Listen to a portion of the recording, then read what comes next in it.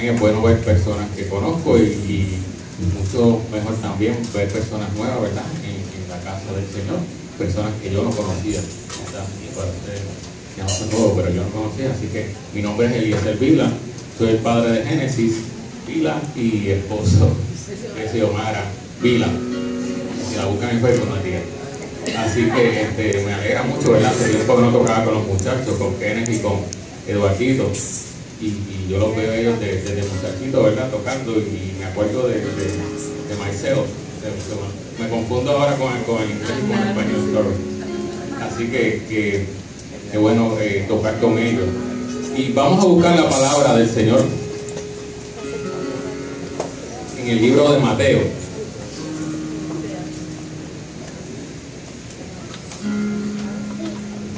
Los niños ya pueden pasar a las clases de 4 a 11 años. Los niños de 4 a 11 años pasen a sus clases. Mateo, capítulo 16.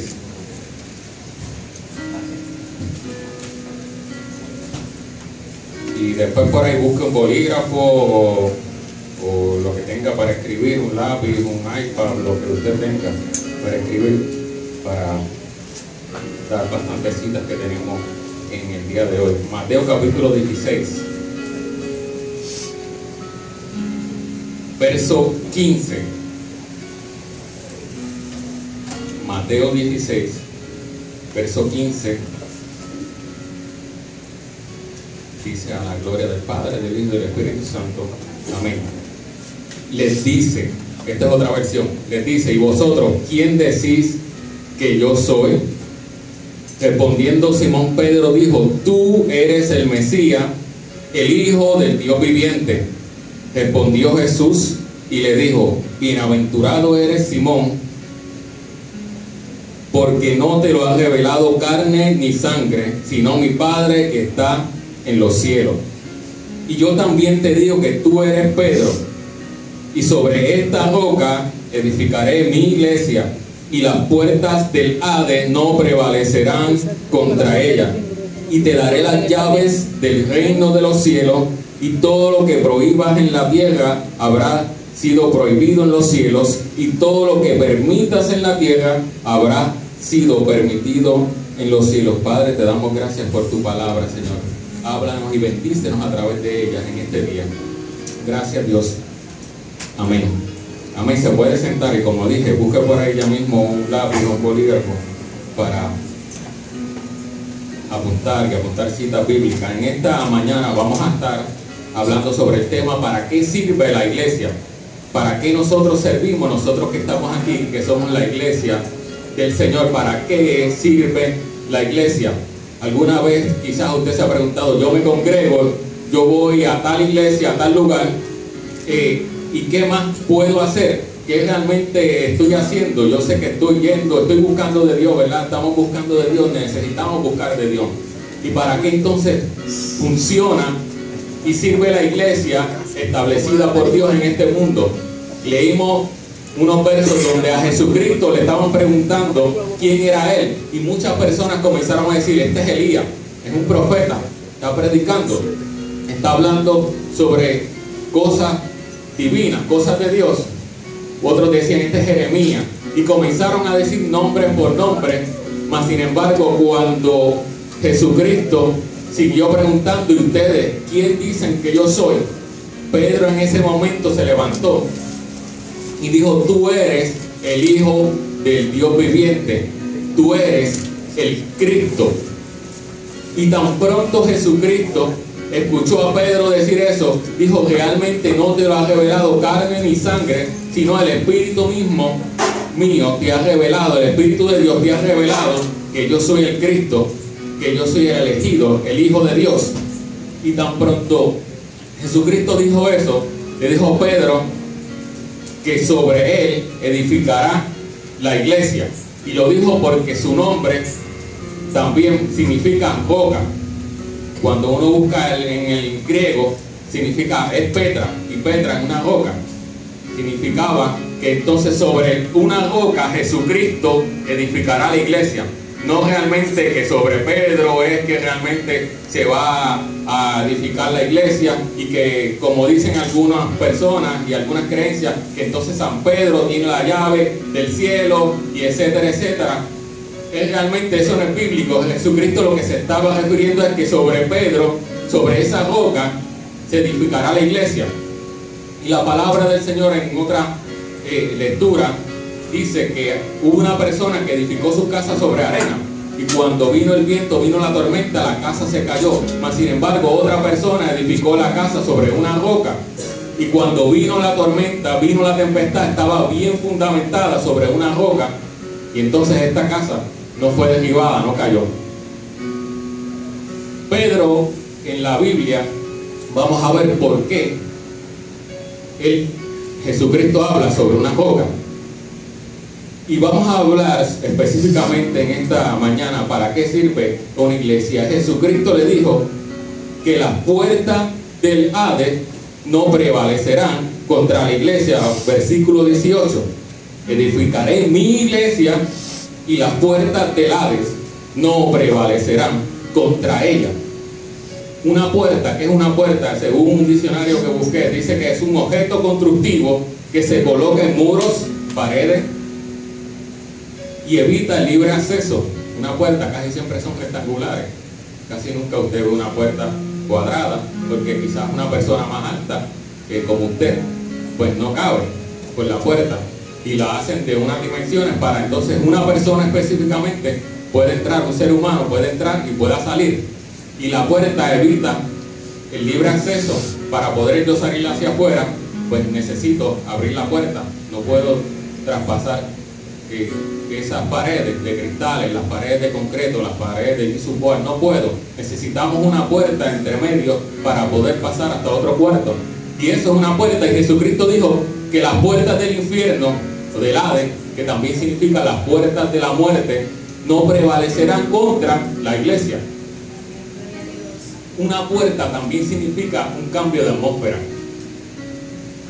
Ahora mismo estamos aquí y yo siento aire, me siento bien, no siento calor, y tan pronto abro la puerta voy a comenzar a sentir que calor, porque ya el aire acondicionado allá, a alguien se le olvidó encenderlo, y voy a comenzar a sentir calor.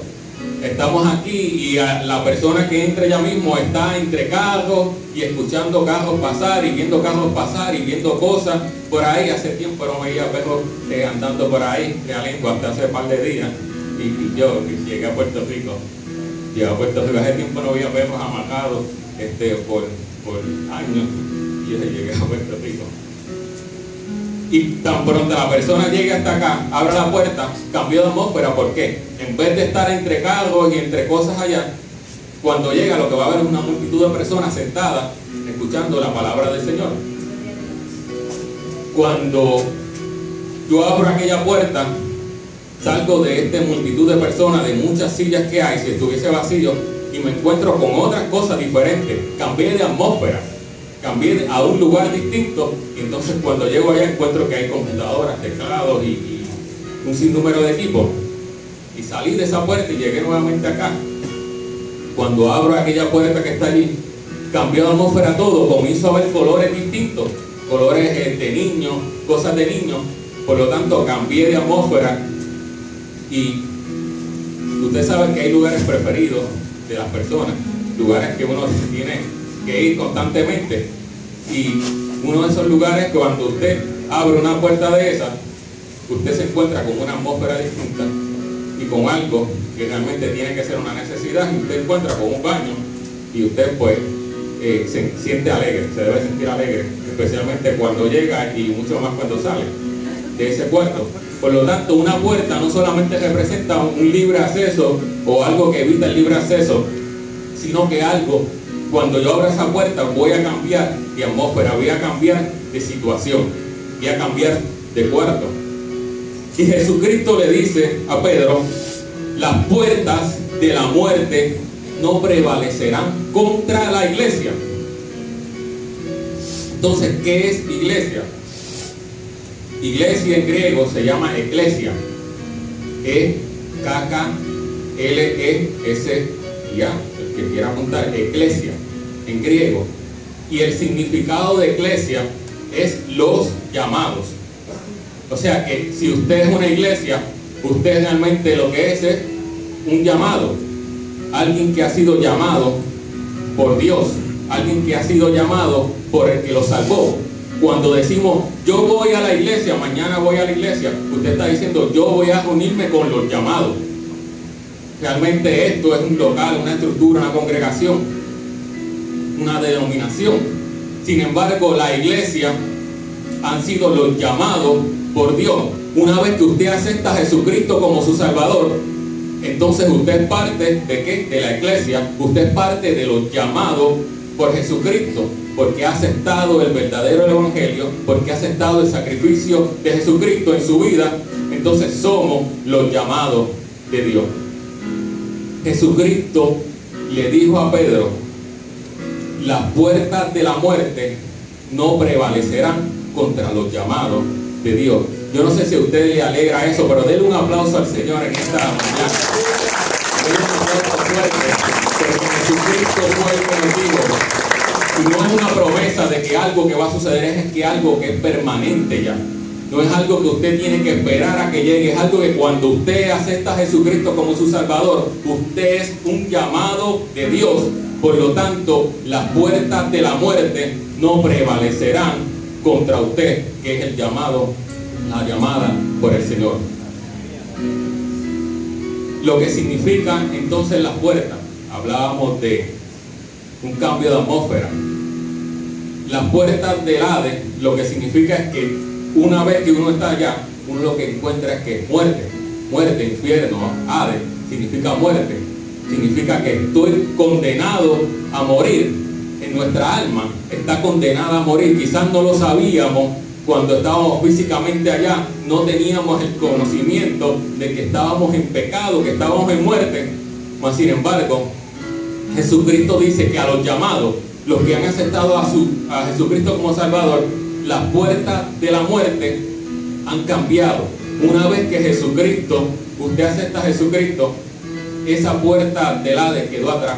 Usted cambió de atmósfera. Ya la atmósfera de muerte, la atmósfera pecaminosa, la atmósfera de aquellas cosas que no le agradan a Dios, aquellas cosas que realmente le hacían a usted entristecer en su alma. Quizás usted no lo sabía, para usted era un placer, era un gozo, era algo que yo no quería dejar. Mas sin embargo el alma suya estaba pecaminosa, el alma suya estaba perdiéndose, y esto es para todo el mundo. Jesucristo dijo: las puertas del infierno no prevalecerán contra los llamados. En el libro de Mateo, capítulo 28, que está en varias partes, pero vamos a leer Mateo capítulo 28. En la resurrección de Jesucristo, dice: al final de los sábados, al amanecer del día 1 de la semana, que viene a ser como un domingo, Jesucristo murió viernes, María Magdalena y la otra María, y había otra más que se llama Salomé, fueron para ver el sepulcro donde el cuerpo de Jesucristo había sido puesto, escondido allá. Y hubo un gran terremoto, porque un ángel del Señor descendió del cielo, se acercó e hizo rodar la piedra y se sentó encima de ella.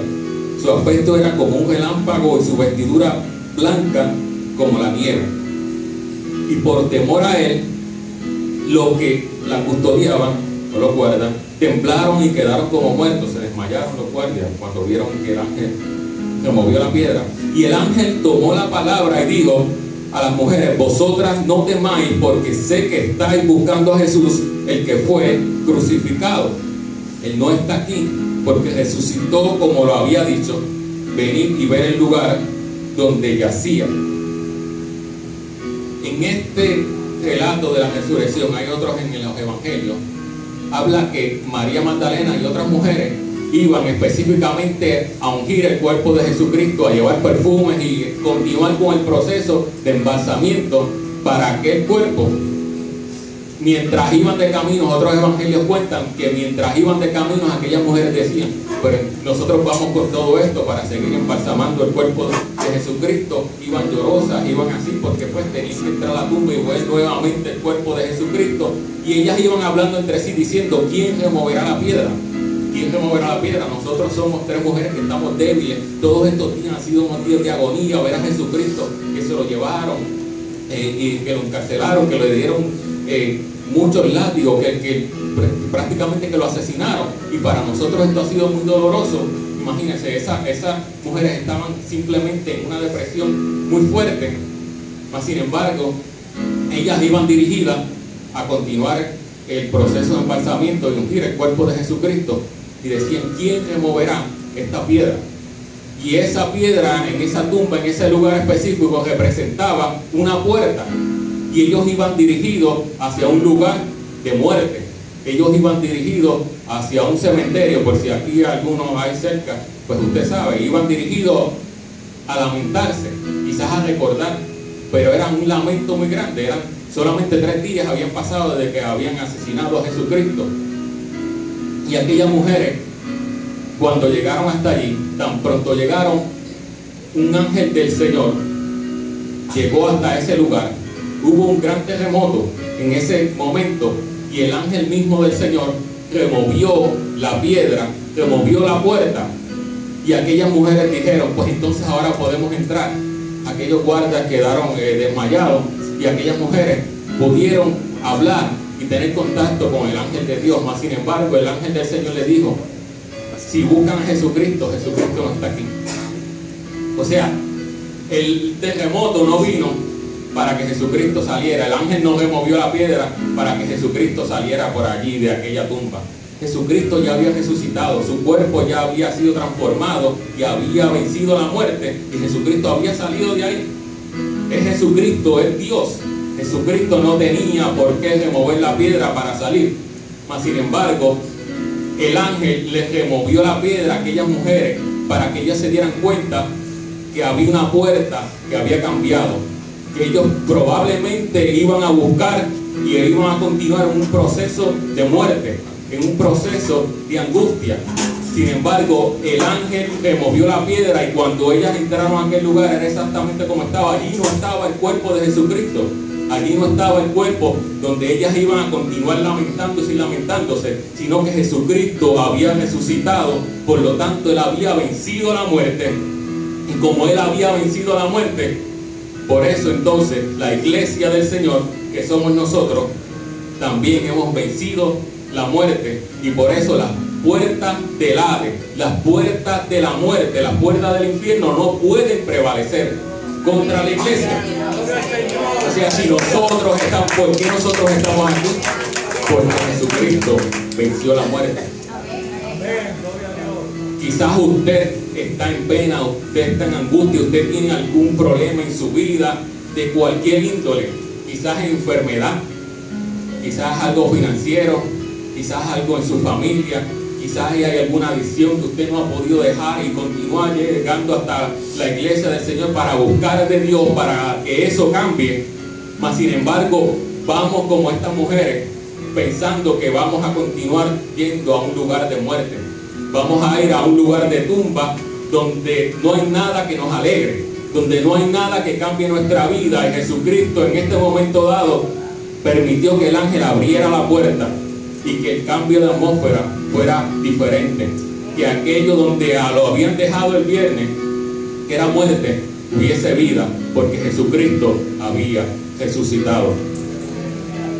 Jesucristo dijo en Juan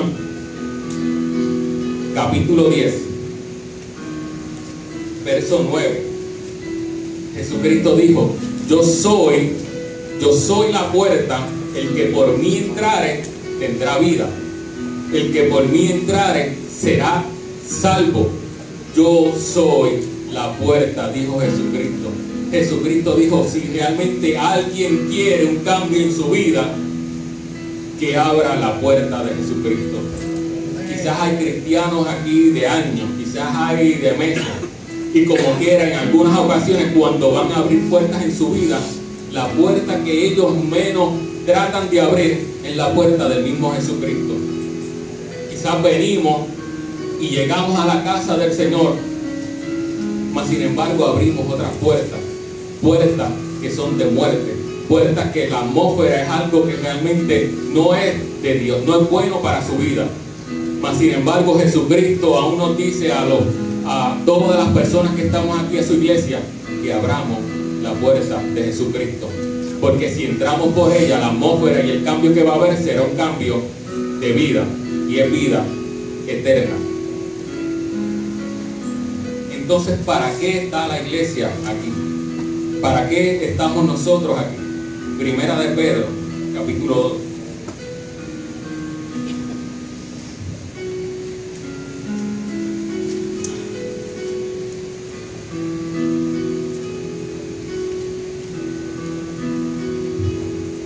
En Primera de Pedro, capítulo 2, él comienza hablando, después lo lee en su casa, esos primeros 8 versos, cuando habla de la piedra escogida, de que Pedro, sobre ti edificaré mi iglesia, sobre esta roca edificaré la iglesia, y Pedro mismo habla de cuál es esa roca, y dice que esa roca fue desechada, mas sin embargo otros la aceptaron. O sea, el pueblo de Israel, el pueblo judío, la mayoría de ellos no creyeron en que era Jesucristo el Hijo de Dios, porque ellos querían que alguien los libertara del pueblo romano, para que para el tiempo del ministerio de Jesucristo, quien regía por encima del pueblo de Israel era Roma. Y muchos no creyeron, porque ellos lo que querían era una libertad política, una libertad que todavía se habla en algunas ocasiones para el pueblo de Israel, a pesar de que ya es un estado independiente. Querían una libertad de ese tipo, porque Jesucristo no vino a eso, a hacer política. Jesucristo vino a salvar al ser humano. Pues Pedro especifica por qué lo de esa piedra, esa roca. Dice Primera de Pedro capítulo verso 9: vosotros sois linaje escogido, sacerdocio real, nación santa, pueblo por posesión. Esta es otra versión. Para que proclaméis las proezas. En su Biblia tal vez dice: para que proclaméis las virtudes de aquel que os llamó de la tiniebla a la luz admirable. Y mencionamos que iglesia en griego es eclesia y significa los llamados. Entonces, ¿para qué está la iglesia en este mundo? ¿Para qué estamos aquí?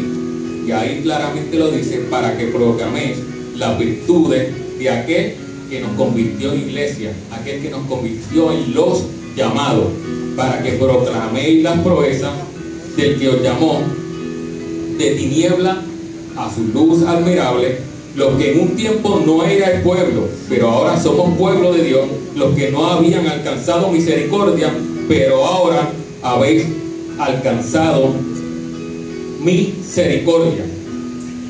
Entonces, ¿para qué sirve la iglesia? Para proclamar que las buenas nuevas de salvación.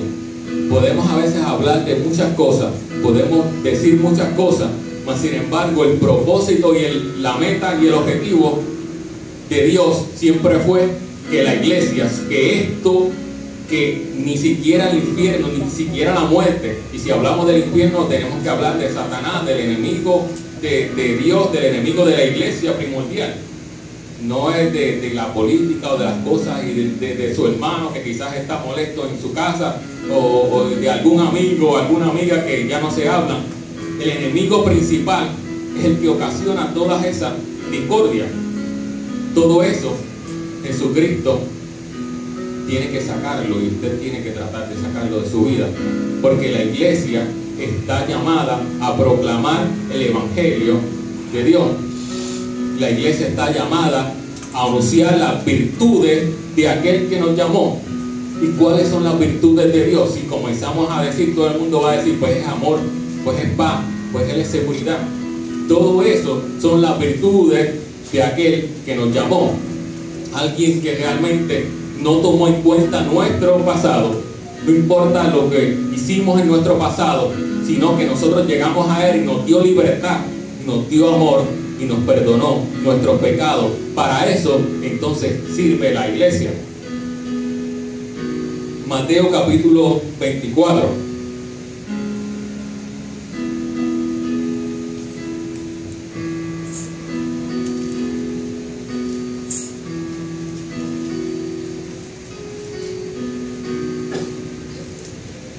Mateo capítulo 24, vamos a leer varios versos, pero específicamente ahora, capítulo 24, verso 14.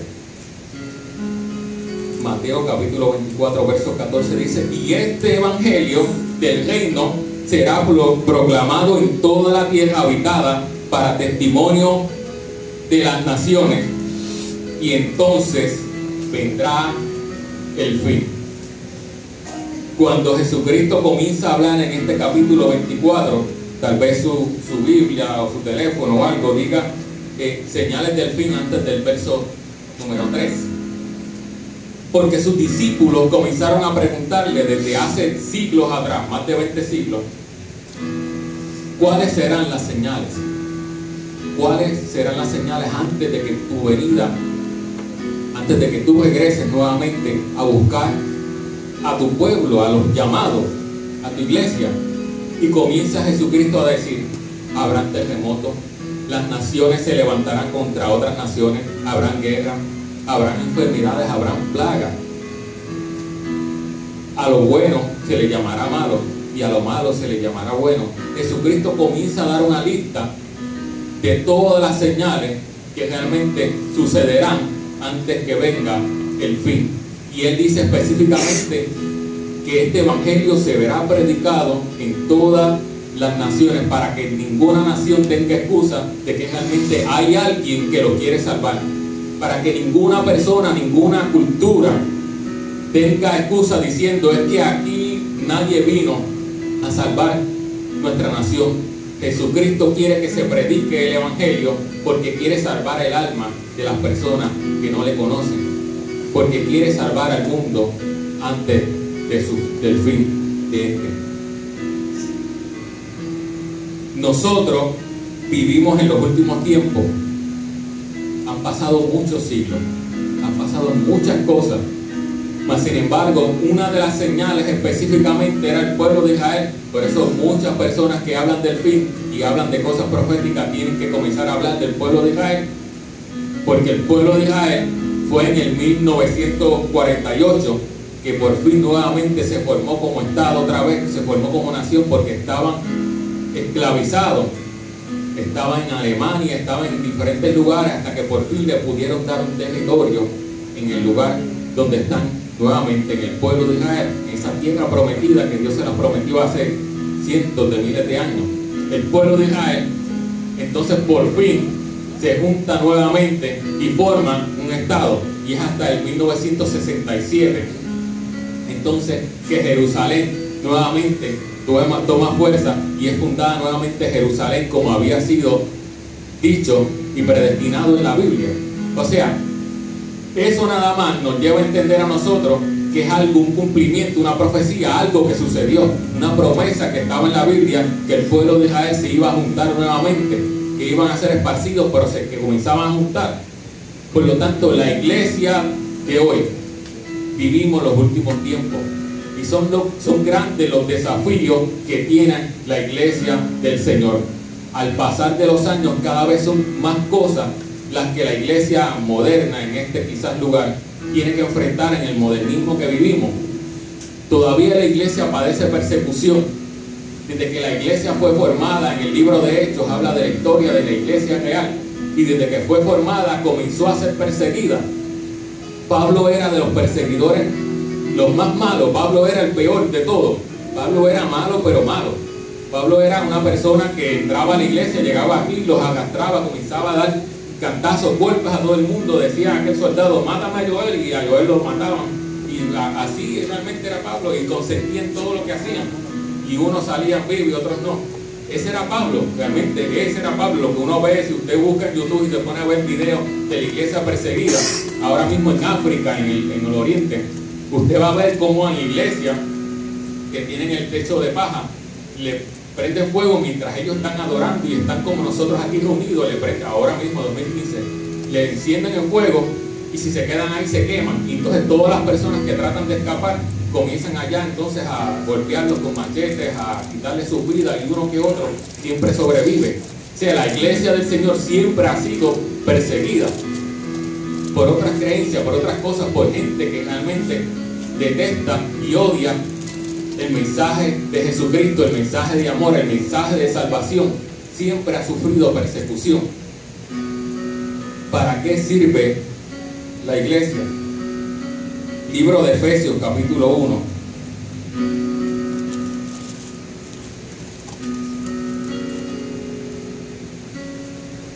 Libro de Efesios, capítulo 1. Realmente deberíamos leer todo el capítulo, pero no lo vamos a leer todo. Vamos a leer desde el verso 15. Libro de Efesios, capítulo 1, verso 15. Dice Pablo a la carta a los Efesios: por esto yo también, habiendo oído de vuestra fe en el Señor Jesús y del amor para con todos los santos, y memorice esa palabra, los santos, no ceso de dar gracias por vosotros, haciendo mención en mis oraciones, para que el Dios nuestro Señor Jesucristo, el Mesías, el Padre de la gloria, os dé espíritu de sabiduría y de revelación en el conocimiento pleno de Él, iluminados los ojos del corazón, para saber cuál es la esperanza de su llamamiento y cuál es la riqueza de la gloria de su herencia como con los santos, y cuál es la inmensurable grandeza de su poder para con nosotros los que creemos, por la acción soberana de su fuerza, la cual operó en el Mesías, resucitándolo de los muertos y sentándolo a su diestra en los cielos, sobre todo principado y autoridad y poder y señorío, y sobre todo nombre que se nombra, no solo en esta edad, sino también en la venidera. En su Biblia tal vez dice, y no solo en este siglo, sino también en el siglo venidero. Y sometió todas las cosas debajo de sus pies, y lo dio por cabeza sobre todas las cosas a la iglesia, la cual es el cuerpo de Cristo, la plenitud de aquel que todo lo llena en todo. Y cuando lo leí mal todos esos versos. ¿Por qué lo leí mal? Porque si usted se fija en el verso 15, comienza con un capital letter, con la primera oración, y todos los otros versos comienzan con letras minúsculas, porque se supone que en ningún verso de esto, hasta llegar hasta el 23, desde el 15 al 23, no hay ni un solo punto en esas oraciones. Se supone que lo que hay son comas o punto coma. O sea que cuando Pablo escribió esto, él siguió escribiendo, él no le importó parar. Usted va y hace eso en una clase de español allá de gramática, y usted dice, yo para esta oración hay que dividirla en 5 versículos de muertos, que hay un párrafo completo. Pero Pablo se volvió loco escribiendo. Cuando Pablo escribió esta carta, él estaba encarcelado. Pero a él no le interesaba que estuviese encarcelado. Pablo estaba en la cárcel y él escribió un par de cartas a diferentes iglesias, y esta fue una a los Efesios. Y específicamente a esa ciudad, en los Efesios, había más de una iglesia. O sea, que cuando Pablo escribió esta carta, una iglesia la tenía que leer. Por ejemplo, esta iglesia de Dios Mission Board la leía, y la leía su pastor, la leía Jun. Y después que terminaba Jun de leer la carta a la iglesia, se la tenía que pasar allá a Pimentel, y allá tenía que leer esa carta también. Y de allá a Pimentel a los otros pastores que hubiesen por ahí, si fuese, por ejemplo, esta misma denominación, la tenía que seguir leyendo en todas esas iglesias. Cuando Pablo escribió esta carta fue así, que una iglesia de Efesios pasó a otra y la leyeron también exactamente lo que había escrito Pablo. Y Pablo estaba empeñado en que esa iglesia entendiera y fuera conocido, realmente iluminado su corazón, para saber cuál era la esperanza de su llamamiento. Cuando Pedro le dice a Jesucristo, yo sé quién tú eres, Jesús, tú eres Jesucristo, tú eres el Hijo del Dios viviente, tú eres Jesús, tú eres el Cristo. Jesucristo quedó impresionado en ese momento en la humanidad de Pedro, y le dijo, realmente no te lo reveló carne ni sangre, sino te lo reveló Dios, te lo reveló el Espíritu. Y eso era lo que Pablo quería para esta iglesia. Pablo dijo, yo quiero que los ojos de esta iglesia sean iluminados, que comprendan, que los ojos de su corazón comprendan cuál es el propósito y la esperanza de su llamamiento. ¿Para qué están ustedes? ¿Para qué sirve la iglesia? ¿Para qué nos congregamos? Jesucristo nos dice a nosotros, Pablo dijo en ese verso que leímos, 21, no solo en este siglo, sino en el siglo que viene. Pablo dijo, yo me voy a morir, ustedes se van a morir, ustedes no van a durar más de un siglo, 2 siglos. Mas sin embargo, el próximo siglo, y el siglo 1, el siglo 2, llegamos al siglo 21, y como quiera, la palabra de Dios sigue siendo vigente. No se quedó en la historia de aquellas iglesias de Éfeso, donde tenía que pasar carta por carta, iglesia por iglesia, sino que esta carta ha llegado, la palabra de Dios ha llegado a nosotros, a la iglesia Vida Nueva, y quiere que los ojos de nuestro corazón sean iluminados para que entendamos para qué sirve la iglesia. Y dice la palabra del Señor en el verso 22, y sometió todas las cosas, hablando de Jesucristo, y Jesucristo sometió todas las cosas debajo de sus pies y lo dio por cabeza sobre todas las cosas a la iglesia, lo cual es su cuerpo, la plenitud de aquel que todo lo llena en todo. Jesucristo dijo que puso todas las cosas debajo de ¿qué? De sus pies. Debajo de sus pies. Usted debajo de sus pies tiene el floor, el piso. Y yo tengo esto aquí también en mi piso, debajo de nuestros pies. Jesucristo dijo que todas las cosas Él las puso debajo de sus pies. Mas sin embargo, Pablo dice que Jesucristo es la cabeza y la iglesia es el cuerpo. Por lo tanto, ¿qué está debajo de los pies de la iglesia? Todas las cosas juntamente con Jesucristo. O sea, cuando nosotros entendemos que no es solamente que Jesucristo tiene poder sobre todas las cosas, sino que los llamados, la iglesia que Él salvó, usted y yo, tenemos todas las cosas debajo de nuestros pies, porque Jesucristo es que es la cabeza y el cuerpo es la iglesia. Todo el cuerpo, los pies son que parte del cuerpo. Por lo tanto, los pies son parte de la iglesia del Señor Jesucristo, y Jesucristo es nuestra cabeza, es la que dirige la iglesia. Usted sabe que en el cuerpo humano el cerebro está acá en la cabeza.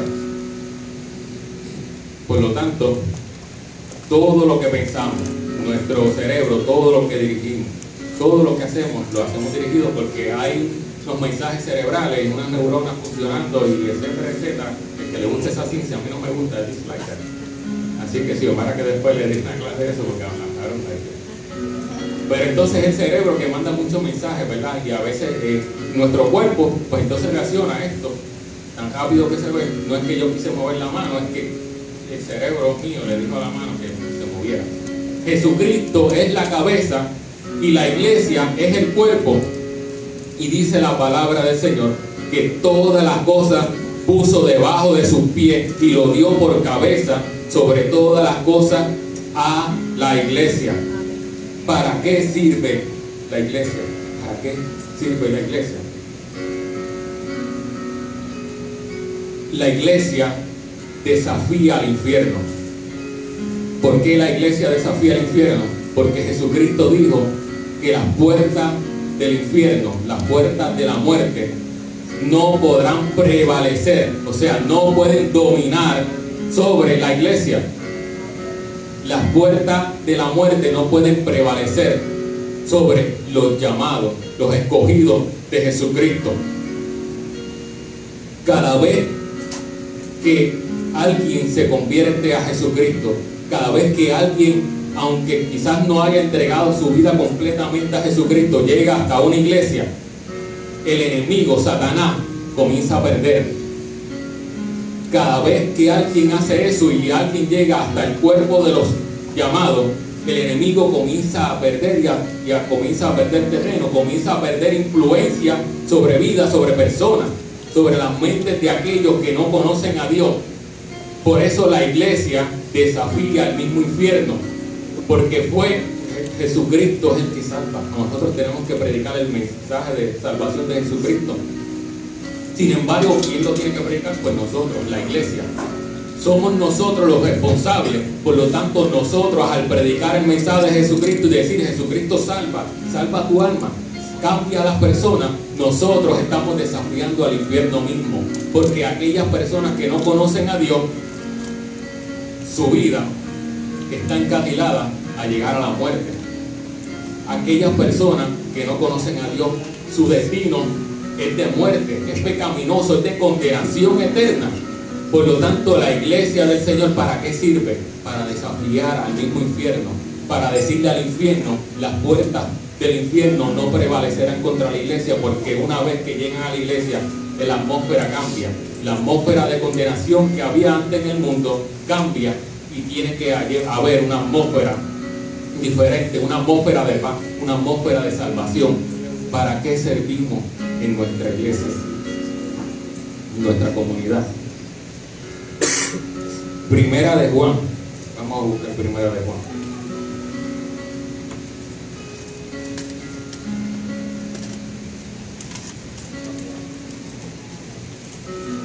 ¿Para qué vino Jesucristo?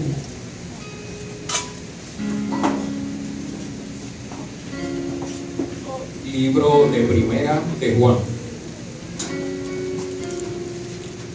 No evangelio, sino de las cartas. Primera de Juan, capítulo 3.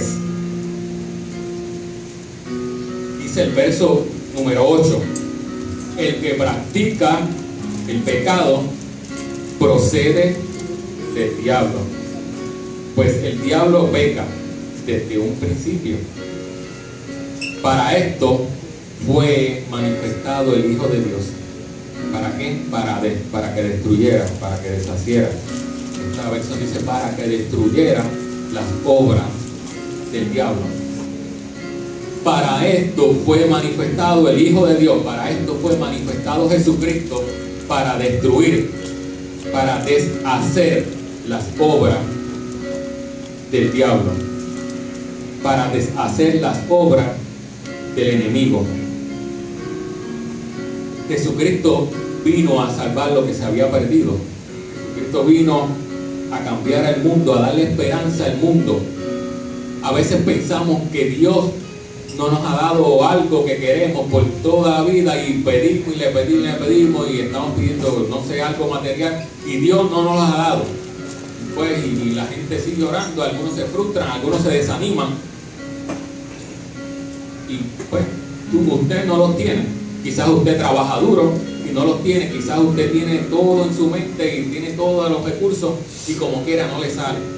Quizás usted no tiene ningún recurso, pues entonces le pide a Dios los recursos y como quiera no tiene los recursos y Dios no se los quiere dar y usted dice, pues ¿qué? Pero ¿por qué Dios no me lo da?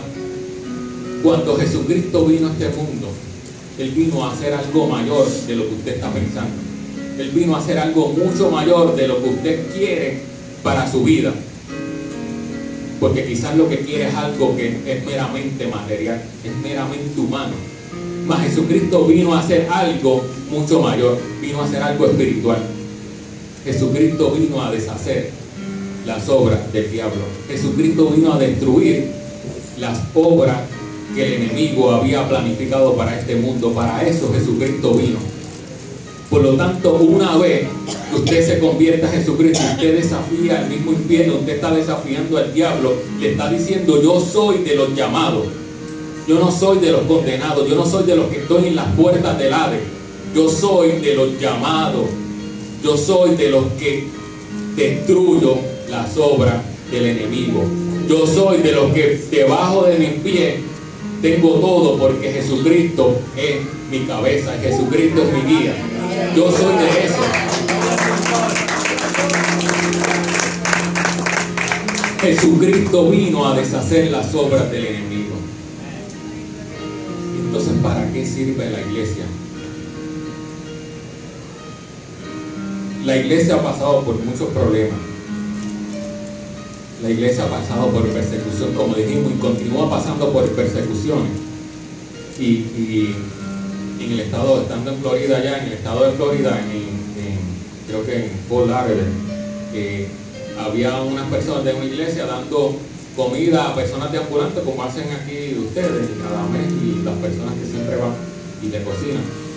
Y dándole comida a esto, se llevaron a cada mes arrestados, se lo llevaron a la policía, se llevaron a las personas en Florida porque no les permitían en esa ciudad, específicamente en ese lugar de ese condado, no les permitían a nadie darle comida a estas personas de la calle, estos amigos de la calle. Simplemente eran personas de la iglesia que llevan años llegando hasta donde está el que menos tiene, el que está desafortunado. Más sin embargo, allá dijo la policía, hicieron los legisladores, que nadie le puede dar comida, que hay que dejarlos morir de hambre, que si los ven, pues se los llevan arrestados, y se llevaron a aquellos cristianos que estaban dándole comida y fueron a la corte, los dejaron unos 2 o 3 días en la cárcel, y después salieron, no sé cómo, para que cumplieran cosas comunitarias, miren, para que hicieran labor comunitaria. Y haciendo una labor comunitaria se los llevan arrestados, entonces los dan para que cumplan tantos días de labor comunitaria. La iglesia ha comenzado a ser perseguida en Puerto Rico y en Estados Unidos. Todo lo que pasa en Estados Unidos nos pasa a nosotros por nuestra relación de noviazgo con Estados Unidos, y no nos queremos casar. Pero todo pasa, siempre todo está relacionado. Y hace poco se aprobó una ley allá federal que ni siquiera el juez presidente federal estuvo de acuerdo, y yo le explico las razones por las que yo voté que no. Mas sin embargo, aún se aprobó, y rápido que se aprobó, pues Puerto Rico rápido acá vino, porque en Estados Unidos pasó. Pues todas las cosas que suceden allá pues afectan indirectamente o directamente, bastante directa, a Puerto Rico. Y la iglesia comenzará a ser perseguida en algún momento, y ojalá que no. ¿Quién quiere aquí que venga y alguien y comience a destrozar a la gente? Hace poco en South Carolina entró un muchacho blanco y comenzó a disparar a las personas de una iglesia que predomina la raza negra, y mató creo que a 7, ¿verdad? Entre ellos un pastor de los asociados. Y después fue, en los días que se dio el servicio, fue el presidente de los Estados Unidos a cantar Amazing Grace, y cantaba Amazing Grace, y todo el mundo muy contento, porque el presidente estaba estaba el presidente de los Estados Unidos, y estaba toda la congregación honrando a esos que murieron dentro de una iglesia. Y el presidente cantaba Amazing Grace, pero mientras el presidente cantaba Amazing Grace, allá se aprobaba todo lo que se aprobó. Así que pues a veces las cosas no se saben por qué se hacen, si realmente se hacen de corazón o por asuntos políticos, meramente políticos. Y una de las cosas que ha llevado a la iglesia a estar a veces de caída, a que ya no se respete, es eso mismo, es porque las personas han perdido la fe en la iglesia.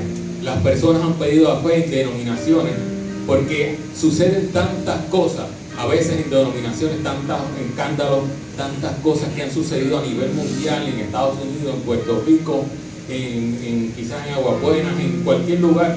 Yo que me crié desde pequeñito, yo he visto cosas en la iglesia que es mejor no contarlas, porque entonces yo digo, pues, pero he aprendido a entender que Jesucristo es el mayor, es mucho mayor, y estamos predicando aquí la palabra del Señor, pero que si uno se ponía a contar todas esas cosas, pues sabrá de dónde estábamos. Yo recuerdo la primera vez que yo toqué en una iglesia, y se lo conté al pastor hace un tiempo atrás. Yo estaba más pequeño que Kenneth, y mi hermano fue el que me instó a mí a aprender a tocar bajo, que fue lo primero que yo aprendí, a tocar bajo.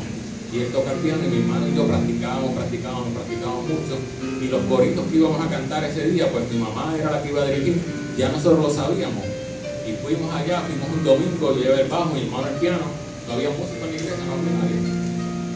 Y tocamos, y después que tocamos, y nosotros bien chévere, yo como de 13 años, y mi hermano 14, el pastor lo primero que dice, por ahí creo que está arriba, lo primero que dice es que olvídense de los muchachos, de los hijos de Elba y Israel, olvídense cómo tocan, se escuchó feísimo, se escuchó mal, y olvídense de eso, y olvídense de aquello y lo otro, ¿verdad? Que uno, pues como que nos cayó, como que pues entonces me voy para el mundo a tocar, me voy para el mundo. O sea, ahí pasan tantas cosas dentro de las congregaciones que a veces hemos perdido de perspectiva de por qué la iglesia, de para qué la iglesia, de para qué usted fue llamado.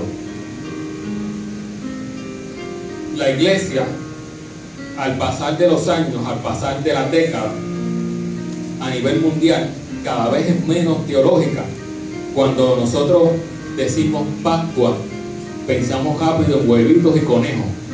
Pensamos en huevos de colores y conejos. Y yo todavía en aquellos conejos que hay allí no he visto a ninguno poner un huevo. Pero en eso es lo primero que pensamos. En huevitos y conejos, y en que los nenes, pues va, este es que es Pascua, Easter, y allá van y los llevan a buscar huevitos escondidos y encontrar los dulces, y se ganó esto y se ganó lo otro, y los niños no saben ni lo que es la Pascua.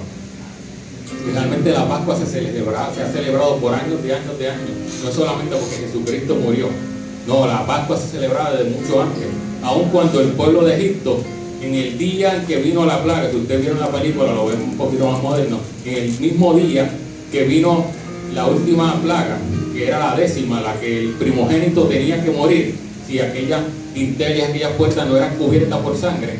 Ese mismo día celebraban la Pascua el pueblo de Israel. O sea, y Jesucristo el día que murió también fue un día de Pascua también. Por eso es la representación de que Él es el Cordero y el único sacrificio perfecto. O sea, cuando pensamos en Navidad y hablamos de Navidad, pensamos en nuestra cultura, piensa en pasteles, en hacer pasteles, hay que hacer chavos, y en comer pasteles los que tienen chavos, pues los compran, y pensamos en arbolitos, en luces en Navidad, pensamos en todos los enanitos, pensamos y ponemos los globos estos de nieve encima de la casa, yo no sé cómo no se derriten, pensamos en tantas cosas, y al final decimos sí, porque Navidad es Cristo, seguro que es Cristo. $2, poniendo luces por toda la casa, Navidad es Cristo, porque Él me salvó, Él me salvó. Y en eso a veces pensamos lo último. Y de hecho, la historia de la Navidad no se la vamos a contar completa porque yo no lo quiero decepcionar, pero yo celebro Navidad también. Mi Navidad sigue siendo Cristo, pero del día específicamente de Cristo. El posmodernismo. En la era que vivimos, muchos filósofos y teólogos dicen que es posmoderna. Y en esta era posmoderna nos exigen a nosotros como iglesia y al ser humano y a toda institución, nos insisten en la tolerancia, en que todo lo tenemos que tolerar, que todo tenemos que estar de acuerdo. Tenemos que tolerar todo, porque Dios quiere que seamos felices. Hemos cambiado la manera de lo que es la felicidad. En este posmodernismo hemos redefinido lo que es el amor. Hemos redefinido el amor como algo que no tiene ningún conflicto. Donde hay amor no puede haber ningún conflicto, no puede haber ninguna confrontación. Por lo tanto, si Dios es amor, pues no hay nada que nos lleve a tener conflicto, no hay nada que nos lleve a tener confrontación. Y tenemos que aceptar todo lo que se nos dice. Tenemos que aceptar todas las leyes que los legisladores hacen y crean. Tenemos que aceptar todo porque el amor así lo permite, porque Dios es amor. Sin embargo, la mayoría de las personas ya interpretan la Biblia de otras maneras y se le olvidan que cuando la palabra de Dios dice en un versículo en particular, Dios es amor, pero también dice que Dios es fuego consumidor. Y para mí el fuego consumidor no es algo que, pues, si es fuego consumidor, Dios te va a quemar, Dios te va a quemar, Dios te va a sacar esto. Es que todas esas impurezas que tenemos, todo aquello que realmente le desagrada a Dios, como el fuego purifica el oro y saca lo mejor de él, pues así Dios en su fuego consumidor consume toda aquella impureza, todo aquello que a Dios no le agrada. Y la misma palabra del Señor dice que Dios es como un padre que ama a su hijo y lo castiga porque ve que a veces anda por senderos erróneos, por lugares que no debe andar, piensa cosas que no debe andar. Y esta era moderna nos hace entender a nosotros que tenemos que aceptar todo. Hay tantas diferencias culturales, aquí quizás no se ven tanto, pero estando en Estados Unidos hay personas en la iglesia de diferentes culturas y unos piensan de esta manera, otros piensan de otra manera, unos crían a sus hijos de esta manera. Habían unas personas de una nacionalidad que criaban a sus hijos en su casa, aún estando en Estados Unidos, le ponían a los hijos para limpiar, los ponían de rodillas y les ponían como unas cosas en la rodilla y les decían, ahora te vas a limpiar así, y los maltrataban a hijos desde 7, 8 años, y te vas a limpiar con estas cosas puestas en las rodillas, mas sin embargo pues tienen que vivir en otra cultura porque Estados Unidos no permite eso, pero se quedaron con esas culturas viejas, y así a veces llegan a la iglesia diciendo, no, pues esto es así, y otros dicen, pues esto es de esta manera. Y hay diferencias culturales que han trastocado la iglesia del Señor. Hay diferencia en los estilos de adoración. En los estilos de adoración hay unos que cantan coritos, otros cantan himnos, otros cantan rock. Hoy nosotros cantamos casi todo rock y rock and roll a lo último. Así que quizás en otra iglesia nosotros éramos unos mundanos, nosotros el viernes cantamos aquí, lo que cantamos fue folk rock, ese es el estilo de música que cantamos, y cantamos rock and roll. Y allá otra iglesia cantó un corito, y el corito ya era un merengue, pero yo le hice un corito, pero un merengue, porque yo sé que es merengue, pero era un corito. Y otro allá cantó uno más lento, y unos dicen, a mí no me gusta esto así lento, y otros dicen, a mí no me gusta rápido, a mí no me gusta así. Y entre todas esas diferencias, en vez de ponernos de acuerdo en que estamos adorando a Dios, no importa cómo tú lo adores, adóralo como sea. El asunto es que tú adores a Dios. Y venimos a la casa del Señor, una de las razones para adorar a Dios. Así que no importa cómo lo adoremos, Dios quiere que le demos lo mejor. El que cante el corito, que cante el corito. El que cante el himno, que cante el himno. El asunto es que esa ofrenda, que esa adoración sea la mejor para Dios. Que Dios realmente se agrade de esa adoración. Todas estas cosas, en vez de unir a la iglesia y hacer entender el propósito de la iglesia, ha sido todo lo contrario. Hemos perdido más tiempo a veces pensando y criticando cómo lo hace aquel, cómo lo hace el otro, que pasar más tiempo adorando y realmente a Dios, realmente haciendo la voluntad del Señor. Las enseñanzas dogmáticas. Hoy si yo estuviese en otra iglesia, pues no podía estar aquí. Porque mi gabán lo dejé, el gabán negro que va con este pantalón negro, lo dejé allá en Estados Unidos, allí está, después lo busco. Está en Estados Unidos, y con esto no puedo ponerme así una corbata aquí, no puedo ponerme una corbata, así que no me puedo poner una corbata. Y yo recuerdo que de pequeñito a veces iba a tocar, y si de mi casa yo salía sin la corbata para tocar, bueno, eso era un lío, y después yo iba en el carro así, lo menos bien molesto en mi casa, en el carro con mi familia, y con la corbata puesta ahí, y yo así estaba molesto. Y cuando iba a tocar así molesto, porque estaba molesto porque no quería ponerme la corbata, porque tenía una camisa manga larga y no quería ponerme la corbata, pero si no me ponía la corbata, ay, Dios mío. Así que me tenía que poner la corbata para ir allá a una convención a tocar, me la tenía que poner porque allá iban a estar aquellos migrantes y aquellos así, y me la tenía que poner. Y no es que ahora uno sea tampoco un extremista de ninguna manera. Estando por Estados Unidos, una de las iglesias que fui, que de hecho prediqué allá, en un estado del norte, mientras uno predicaba, o mientras adoraba, vamos a comenzar a hacer la adoración, mientras adoraba, en vez de la gente adorar, todo el mundo estaba con su celular, algunos se sentaban, y ahí en WhatsApp o lo que fuese, y usted veía todo el mundo, pero uno que otro pues se levantaba y adoraba, y yo me quedaba así, yo miraba desde acá, y después pude tocar también ahí, porque ahí estaban mi hermano y etc. Y uno predicaba quien fuese, y entonces allí, donde está aquella mesita, pues hay una cafetera, y aquí se servía unos cafés, se servía el café y seguía, se sentaba y seguía tomando café. Y yo no estoy diciendo ahora que es pecado, pero todo el mundo, ¿verdad?, tiene sus cosas, y a veces hemos perdido tiempo en cosas que son realmente meramente humanas, y dejar las cosas espirituales a un lado. Ahorita me pasas el café, y dejar las cosas espirituales a un lado. Realmente hemos abierto una puerta en la iglesia que está cambiando la atmósfera de hacer algo espiritual a volver a comenzar a ver como cosas que son de muerte. Hemos abierto puertas en las iglesias que en vez de ayudar a las personas, estamos desayudando a las personas con sus comentarios, con sus pensamientos de las personas, porque en vez de ayudar, criticamos primero. El ser humano, yo no sé si es por ser hispano, latino, que somos así bastante, pero también en otras casas, buscamos, pasó algo ahí y se derramó algo. ¿Y quién fue?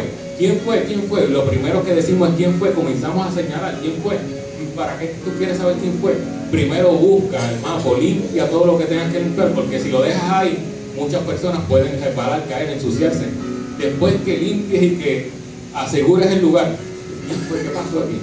Pues entonces señala después, pero primero vamos a hacer algo diferente, vamos a cambiar nuestra manera de pensar. El individualismo en las iglesias, especialmente en denominaciones, yo he visto que a veces denominaciones pues están entre ellas mismas y han olvidado lo que es el evangelio de Dios. Lo han hecho, esta es nuestra meta de nuestra denominación para este año, esto es esto lo que queremos, y tiene que haber alguna organización, siempre tiene que haber una organización, y mucho más en estos tiempos. Sin embargo, el individualismo en ciertos lugares ha hecho que la iglesia del Señor mengue, porque realmente no lo vemos como algo social, como un contexto social de que la iglesia está en este mundo y que todos somos parte de este mundo, aunque nuestra ciudadanía no está en la tierra, nuestra ciudadanía es celestial. Son tantas las cosas que han hecho que las personas, los llamados, vengan y comiencen a abrir la puerta nuevamente y piensen que están haciendo algo correcto cuando realmente no lo están haciendo. La iglesia no debe vivir conforme a este mundo. Personas que están en confusión dentro de la iglesia, quizás por dogmas, por doctrinas, por cosas así que han hecho que la iglesia del Señor, que los llamados estén en confusión. Entonces, ¿cómo puede una iglesia que está en confusión ayudar a alguien que está confundido en el mundo? ¿Cómo le puede abrir la puerta para que venga de las puertas del Hades a las puertas de la salvación de Jesucristo? Una iglesia que está confundida, a alguien que está confundido, ¿cómo lo podemos hacer? ¿Cómo puede dar seguridad una iglesia que está insegura? Como unas personas que son los llamados. Decir, yo soy los llamados, pero no estoy seguro de esto, no estoy seguro de aquello, realmente Dios me perdonó, realmente yo estoy haciendo bien esto, no lo estoy haciendo bien. ¿Cómo podemos darle seguridad al que viene? ¿Cómo lo podemos hacer cuando estamos inseguros siendo los llamados? ¿Cómo puede una iglesia que en ocasiones se lastima entre ella misma ayudar y sanar al que está herido?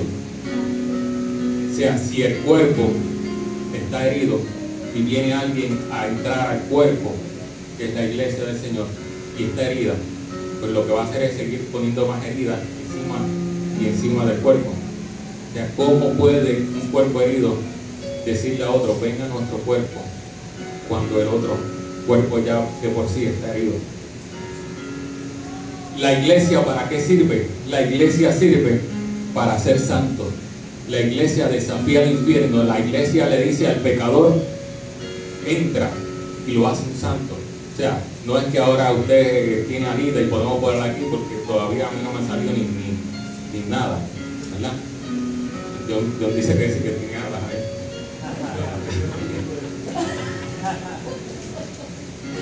La iglesia está llamada a seguir la santidad de Dios, lo que significa es a seguir aquello que Dios nos ha llamado a hacer. Sí, tenemos que dejar todas las cosas atrás, todo lo que es pecaminoso, y día a día lo lograremos hasta que llegue el final de nuestra vida o el final que Jesucristo venga a nosotros. Mas sin embargo, la iglesia es el único lugar que recibe pecadores y los convierte en santos. Mientras quizás una academia recibe y recluta a hombres y los convierte en policía, quizás la universidad recluta a estudiantes, a personas para convertirlos en un profesional en una carrera en particular. La iglesia es el lugar más importante, la institución más importante del mundo, y fue fundada por Dios.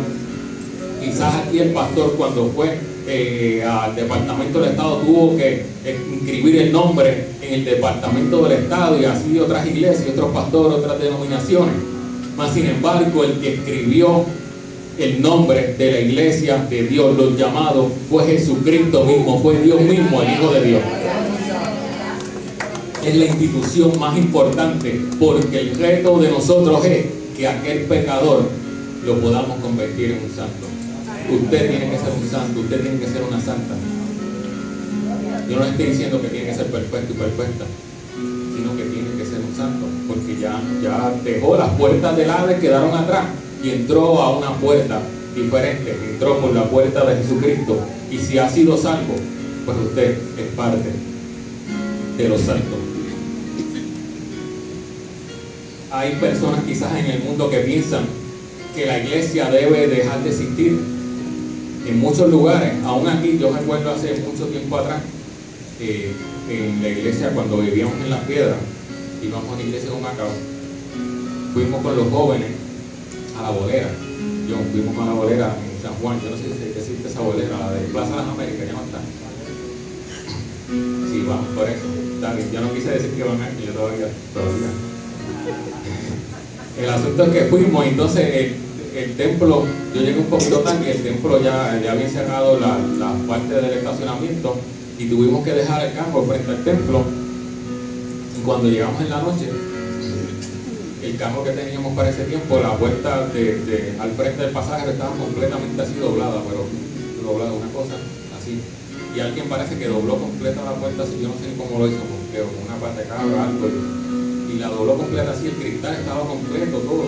Y parece que la dobló simplemente para abrir el seguro por ahí.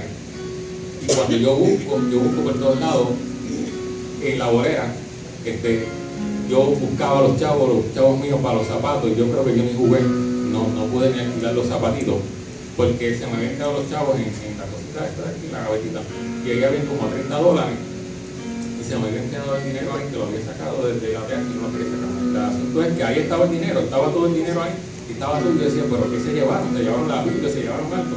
Y cuando me fijo bien, lo que se llevaron fue el malvete. Se llevaron el malvete, parece que lo calentaron por el frente y lo sacaron poco a poco, no dejaron nada, se llevaron el malvete completito.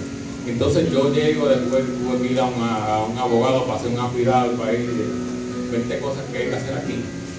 El protocolo, el proceso. Cuando voy allá y le explico al abogado que me está atendiendo, me dice, y en la iglesia, yo no sé por qué aquí siguen haciendo tanta iglesia, ahora todo el mundo sigue haciendo iglesia, y esto no funciona, y la iglesia no funciona para nada, las cosas están peores. Y entonces cada vez hay más iglesia y las cosas peores en Puerto Rico, el crimen peor. Y era verdad, ya tenía razón. Yo le dije, mire, a esto me pasó en una iglesia, y no importa, allí me pasó al frente de una iglesia, el que lo hizo es un delincuente, porque cometió un delito, me robó el malvete, y yo soy el que tengo que pagar todo, porque nunca tuvo que pagar la ciudad, etcétera, y allá. Y aún así, la iglesia está aquí para buscar de Dios. Y hay gente que no busca de Dios, creo que sí. O sea, hay gente que piensa que a veces la iglesia no está cumpliendo con su propósito, con su objetivo, simplemente porque las cosas están peores. Y entonces a esa gente le tenemos que decir, ¿por qué existen los hospitales todavía si los enfermos continúan estando enfermos? Si las enfermedades continúan multiplicándose, entonces ¿para qué los hospitales? Para buscar dinero, para hacer dinero. Entonces, ¿para qué las escuelas? Bueno, aquí hay que hacer la escuela. ¿Para qué las escuelas? Si hay mucha gente que sale y a veces no conoce nada de lo que se dijo en la escuela, ¿para qué las escuelas? ¿Para qué las cárceles? ¿O para qué las fuerzas del arma y de la policía? ¿Para qué? Si como quiera siguen estando los criminales allá, como quiera las cárceles no dan, y como quiera se supone que es un centro de rehabilitación para que salgan renovados y salen peores porque allá aprenden cosas peores. ¿Para qué? Nosotros no podemos perder de perspectiva de que la iglesia está aquí para salvar aquello que se ha perdido a través de Jesucristo. Serán muchas las cosas que sucederán en la iglesia del Señor. Han sido muchas las persecuciones, han sido muchas las cosas que muchos han tratado de aceptar. Dios santo si pueden. Mas sin embargo, la iglesia del Señor ha prevalecido. A pesar de dificultades, a pesar de que muchas personas han querido quitar y sacar de la tierra la iglesia del Señor, usted y yo hemos sido de los llamados. Usted y yo, ustedes y yo somos de los llamados. Yo le invito